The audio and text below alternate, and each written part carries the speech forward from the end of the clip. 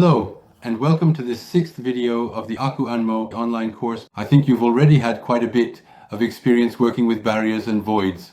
So now we will look at what we address once any potential barriers or voids have been treated, meaning the stagnations of yin in this course and the excesses of yang or blood stages in the upcoming courses. We mentioned in the first class, yang mobilizes yin and yin stabilizes yang.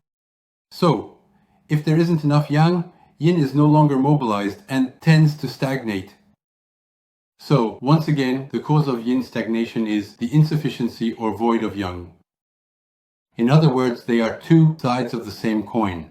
Yin stagnation and yang deficiency are the same thing. The primary cause is the deficiency of yang. There is no deficiency of yang without stagnation of yin as a consequence. And there is no stagnation of yin without deficiency of yang as a cause.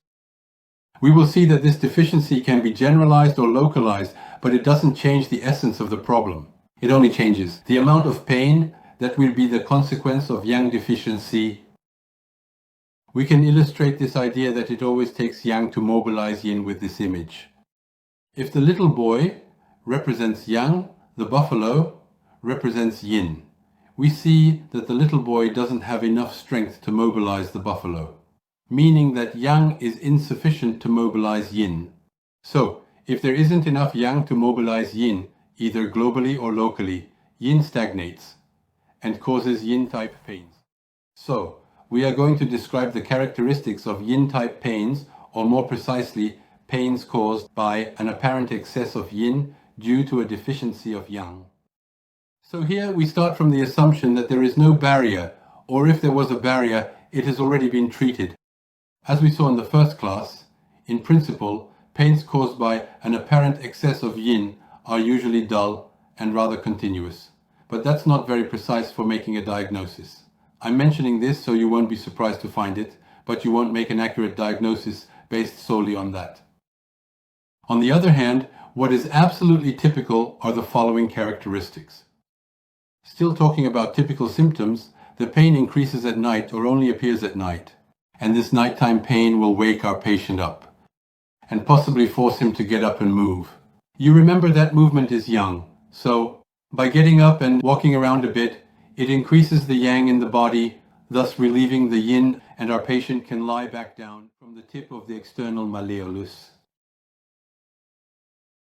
Next, we have regional points.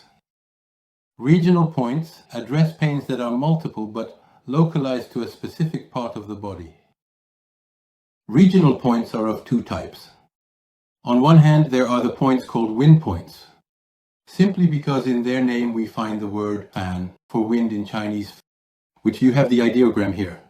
The ideogram, which is quite interesting because it represents an insect trapped in a jar. So the insect trapped in its jar flaps its wings continuously and thus creates wind. So we have several points here, each of which will act on a specific area. So we've covered everything you need to know about yin stagnation. And in the next video we'll look at the apparent excesses of yang. We will see how to diagnose it and how to treat it.